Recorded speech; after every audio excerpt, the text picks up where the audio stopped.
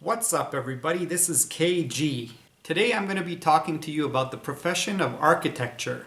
If you're someone who's considering pursuing a career in architecture or just want to learn more about the field of architecture and what it has to offer, then stay tuned and watch this video. I personally have a bachelor's degree in architecture, and I'm going to take you on my personal journey of what I've done career-wise with that degree and also help give you a more broad understanding of this field of work. So first of all, most people, when they hear the term architecture, they most of the time think of people who design and build buildings. Buildings is the closest thing you can think of with architecture typically. Of course, there's other terms where architecture is used, but generally that is what most people may think of. So to put it more simply, it's like the art of building or constructing. And when you're thinking of architecture, there's two main things that play back and forth. That is form and function. The form is like how the building may look. Is it pretty? Is it ugly? What is the context? Does it fit in with the things around it? And the function, what is the building being used for? Is it a hospital? Is it a house? Is it an office space? And how does that function? Is it a restaurant? And how do you get to the different areas? How do the rooms work out? How does everything work together and function together? So someone who's an architect kind of plays back and forth between function and form. So that's kind of a basic idea of what architecture is about as a whole. Now, as you dive deeper into the field of architecture, you'll realize there are so many levels to it, and it goes really deep, from really overall big concepts to very minute details. And that's the interesting thing about architecture, because it actually gives you a chance to offshoot into many different directions along the way. You may start out studying architecture and end up in a completely different area, but it may be interrelated to the field of architecture. So for that reason, I would say architecture is a great place to start and then find your niche within the architectural field from there. And that, of course, is for someone who's thinking of pursuing the career of architecture. Now, I live in Toronto, Ontario, Canada, and I went to Ryerson University to study architecture, and I graduated with a Bachelor of Architectural Science degree. Now, back when I went to that university, there were 4 streams that you could go into within the architecture field. You could offshoot into project management, you could offshoot into building science, you could offshoot into landscape architecture, or you could stay in the mainstream, which is the general architectural field. So right away in this university, I learned there were so many different directions you could already go within architecture. And depending where you want to go, it will lead you down a completely different career path. So let's just talk about the general main architecture field first. If you want to become a full-fledged architect in the province of Ontario, you typically have to go through the full process of doing a bachelor's degree and then also following up with a master's degree. And then you have to continue forward by putting in time actually working in the field of architecture and then eventually doing examinations and becoming a full-fledged architect. So I would say it would take almost like a decade to fully get to that point. So you're putting in a lot of time and a good chunk of your life to get to that level. Now, to be honest with you, a lot of people who start off in architecture do not end up in that area. There's very few people that end up becoming a full-fledged architect. And partially because it's such a long process and there's so much involved in getting to that point. And it depends what you want to do with your life. A lot of times if you want to become an architect, you have to kind of think about from ahead of time. Maybe do you want to work for a big company or a big firm and do big projects? If you want to become an independent architect, it's sometimes harder to do that right away. You have to put in numbers of years of experience, build up your own clientele, and then think about going out in that direction. I also know many architects who are independent and build their own clientele from scratch. It's a lot harder, and it depends on the level of the people who come to you. You could have simple projects from small homeowners coming for renovation projects to doing giant condo skyscrapers to monumental buildings to doing museums, all sorts of things. So it varies. You can go in so many different directions. So one thing to think about are the different types of architectural firms and what they do and what you would be thinking of getting involved in. Do you want to do big commercial kind of things? Do you want to do residential? There are so many different offshoots to think about from that perspective alone. And let me backtrack a bit again. To get to that architecture level, you got to put in years beforehand. So you may have to be a junior architect. You may have to be like an architectural technician. There's different levels to get up to the point of being a full-fledged architect. So you want to research all these different stages and different levels. And a lot of times you got to put in a lot of groundwork to get to that level, You got to put in a number of years learning the technical details of designing and building buildings. You may spend a number of years putting a lot of technical drawings together using software such as AutoCAD, and you have to go in and get permits. You got to do a lot of different things and learn those processes before you get to a full-fledged architect stage. So that is the most straightforward architectural path, doing that directly and going to become a full-fledged architect. Now, within my stream, I was talking about a couple of other things. So one was project management. If you go off into that stream, you could end up taking care of job sites. So for example, you could become a construction manager. You can manage sites for architectural companies and project manage sites and do site visits, go along the way to make sure everything's being built properly. And that's a decent line of work. And that sometimes pays a little more than being an architectural technician or being some of those junior architect positions. And sometimes they even pay more than being an architect. So it depends what you're trying to do. Construction management is a very lucrative side of studying architecture. Now, the building science section is more about the efficiency of the building. So you could talk about energy efficiency, maybe using natural sunlight to heat up the home, the different levels to insulate it and keep it warm, the different finishes, the different types of materials used, their life cycle, how long they last. The building science is basically what is used to build the building and different technologies and things that may change over time. So if you go down that path, you may end up working for companies that manufacture certain elements of buildings. So maybe someone who does cladding, maybe different kinds of bricks. Also a manufacturing company that may do floor joists or beams and things of that nature. So you can go into the manufacturing side of building components themselves. And the building science background gives you that kind of a setting. So you can expand further into that direction if that's something that interests you. Now, landscape architecture is a little bit of an offshoot. Again, it's function and form, but more in a natural environment. So a landscape architect may design like a park. They may design somebody's backyard. They could design different areas that have to do with actually changing the landscaping or modifying the landscaping, putting in different kinds of vegetation, trees, plants, pathways, walkways, whatever you may think of in terms of making the landscape beautiful, functional, and it ends up becoming its own type of outdoor structure in a way. When you mold it with the trees or with the different plantation, you get a different feel and a different effect. So landscape architecture is its own little niche in there. So you can offshoot from architecture into landscape architecture. So now I'm going to talk a little bit about my own personal journey, and that in itself will give you an idea of the various different areas that architecture can lead you down. So while I was studying architecture, during the summer I took a job at a company called Triton Restoration Inc. So because Triton is a restoration company, they were doing a lot of repairs to older buildings. So these are old condo buildings. They were modifying the windows, cleaning them out so that they drain properly. They were doing repairs to brickwork, repairing balconies. And that again is another lucrative business that you can go into, again, an offshoot from architecture, the maintenance and repair of buildings. And it can lead into other areas if you think about it. You can do renovations to buildings. You can do small additions to buildings. So that area, restoration, repair, renovation, all that kind of stuff is an area you could focus on and get into in terms of architecture as well. So if you're interested in that, that's its own niche right there. You can go into there, focus on that, and within that niche, there's a whole career lying for you there in so many parts of it.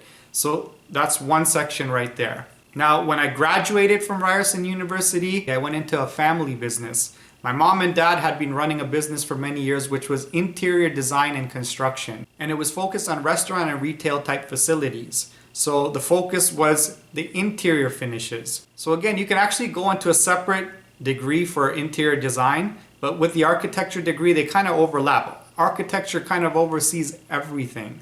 So interior design is an offshoot of architecture itself, but in this particular business, I focus in that particular area. So what we would do is get permits for people in malls and plazas for different type of unit finishes. So a unit finish for a restaurant, a unit finish for a retail store, different things of that nature. At that point, I was involved in getting the permits, making drawings, and even taking care of the construction on the job site. So you can see you get different levels of responsibilities with the architectural background. You can go into these different areas. You can go into design, you can go into actual construction on the actual job sites, or as an architect, you may just oversee the construction. But my particular path led me down an area where I actually was a construction manager on the job site, taking care of the actual work happening. And by the way, just so you know, I chose the main architectural stream to go down in Ryerson. So I graduated strictly with the Bachelor of Architectural Science degree.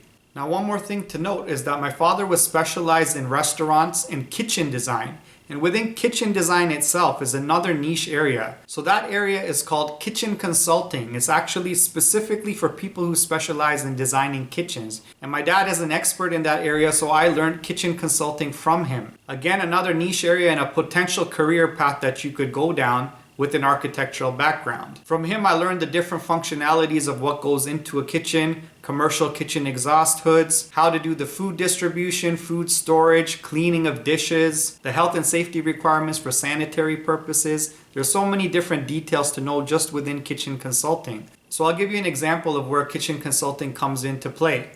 If you think about a big hospital, and in that hospital they'll have big kitchens that make food for all the people that are in the hospital. And a lot of times when they design the hospital, they will outsource the design of the kitchen to a kitchen consultant. And they will actually design the function of that kitchen for the architect.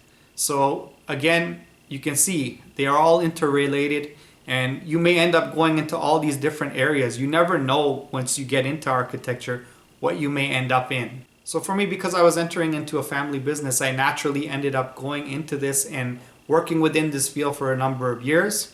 And then I also ended up working as a project manager for a company called Tryman Food Service Inc. And what this company would do is actually project manage for a lot of these major big food companies such as Wendy's, KFC, Taco Bell, Harvey's, Swiss Chalet, Pizza Hut, all these different big companies. They would supply their kitchen equipment for them and install it right in their job site for them. They would also do some mill work for them, such as countertops and condiment stands and also booth seatings, things of that nature. So I worked for a few years for that company doing all this project management all over Canada. So we would supply and install all this kitchen equipment all over the country. So again, studying architecture led me down this path that's completely unique compared to a lot of other people. Now, one thing that happened by doing that was I was focused in a specific niche.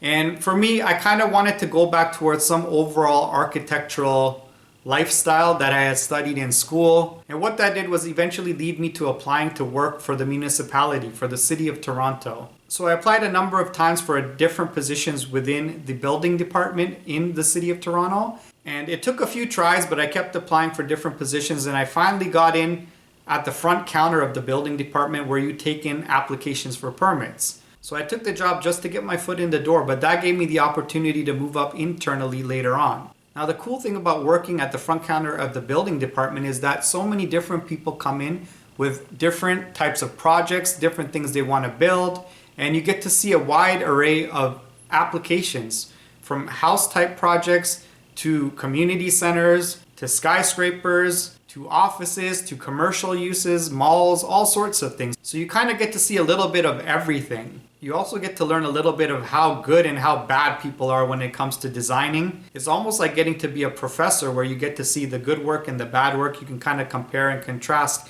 in this type of a situation. Versus if you work for one company, you only know what that particular company does. It's hard to know if you're doing things right or wrong, or better or worse, when you have nothing else to really compare it against. So the cool thing about this job is you get to see what everybody's doing, and you kind of get a picture of the different types of qualities that you're going to run into. Also, you get a lot of people coming in and asking a lot of questions, so you've got to provide information to the public, be it in relation to building codes, be it in relation to bylaws, to zoning bylaws, and all those things you got to know as someone with a background in architecture. So if you study architecture, you will get familiar with zoning bylaws and building codes. And that doesn't matter if you're working in a job like the one I'm speaking of, or if you're on the other side of the counter as a private person, because you have to know these codes when you're designing. So you got to build for fire safety, health safety, structural safety, all these different things come into play, and you will learn that when you study architecture. Now, after working in the front counter for a couple of years, I got a job as a building code examiner. So when people applied for different permits, say for example a house, I would actually check those drawings to make sure they met the minimum requirements of the Ontario Building Code. And this is a very technical job, so you have to know the building codes in pretty good depth. And there's also additional courses and examinations you need to do to be qualified for that. In Ontario, it's called a BCIN number, and you get qualifications for different levels of knowing the building code. You can do small buildings, large buildings, complex buildings, building structural, there's plumbing, and there's HVAC, right? There's different sections of the building code, and each of them have their own examinations. And as you get more qualified, you can actually do examinations of these types of applications.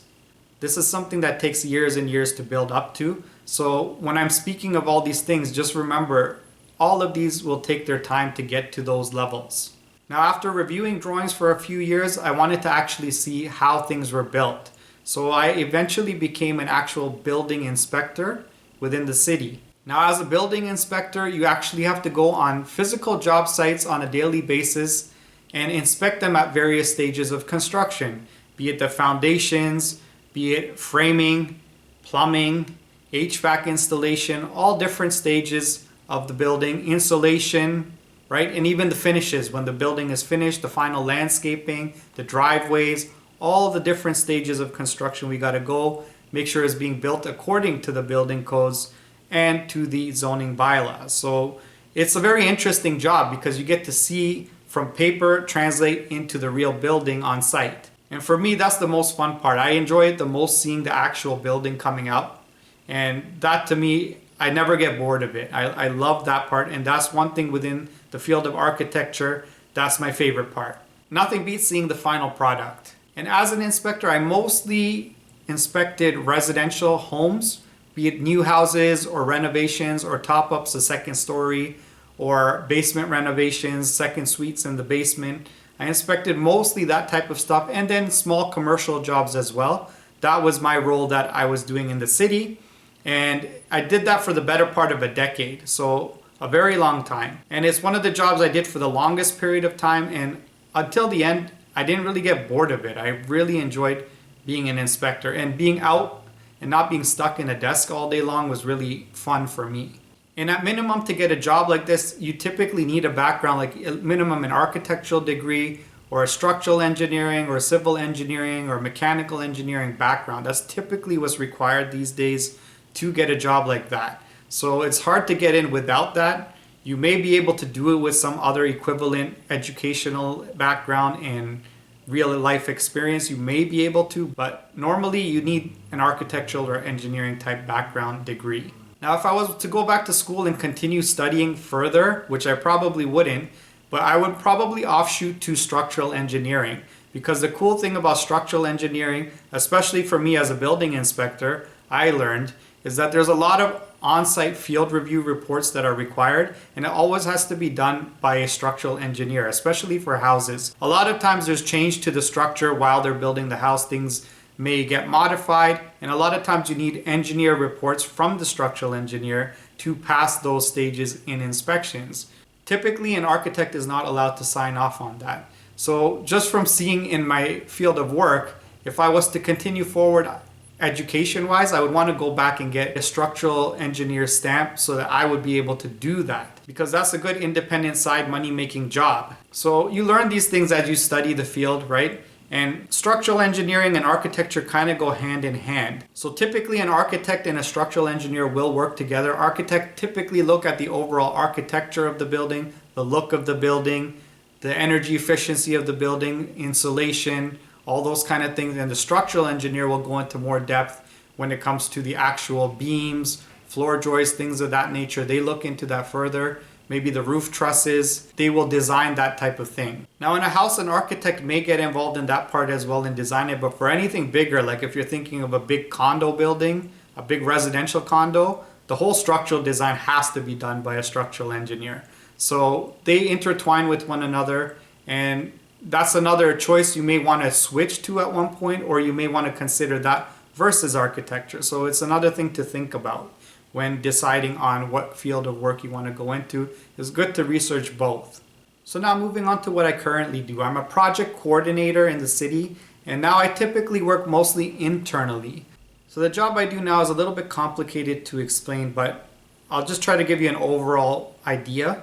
And it's basically coordinating development throughout the city. So whenever someone wants to come in and apply, for example, for a condo building or maybe a subdivision with 120 townhouses, some big chunk of land. And they will come to the planning department and apply for things such as zoning amendments, so rezoning, site plan approval, and they want to get approved to build something new, something big. And it takes a lot of different parties that get involved to be able to approve these kind of applications. So just to quickly name off a few, there's community planning, there's urban design, there's transportation planning, there's also transportation services, there's design and engineering, there's parks and development, there's urban forestry, there's heritage planning, which is for older buildings. You may have to retain some of these older buildings and you cannot demolish them. There's many different areas at play. So when big development applications come in, we got to coordinate all these departments together so that they kind of work together, figure out if there's any issues that need to be resolved, go back and forth with the applicant, and be able to come up with a solution so that everyone can move forward and we can actually build into the future. Now, I know I just said a whole mouthful of information there, but if you think about it, my architectural background connects to a lot of this stuff, and those are areas you could offshoot into as well. So urban design, urban planning, right? Those are planning the overall development of the city. So from architecture, that goes hand in hand with urban design and urban planning. So that's another area you could look into.